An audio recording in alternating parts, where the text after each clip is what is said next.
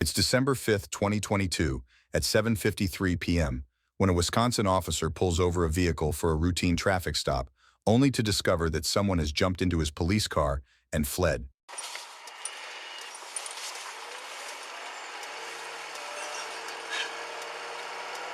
5261. Looks like somebody just stole my vehicle. Heading. A high-speed pursuit ensues through city streets. Okay, did you say your vehicle? Improvement vehicle 106 heading southbound on Holden Street. Lights are still on.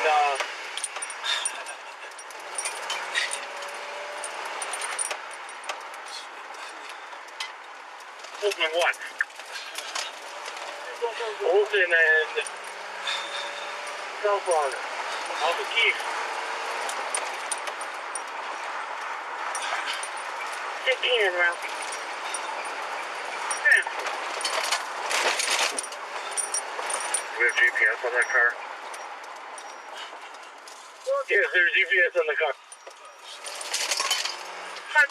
The suspect, later identified as Daniel Barton, eventually abandons the stolen vehicle and runs on foot. Richard, the guy's running westbound.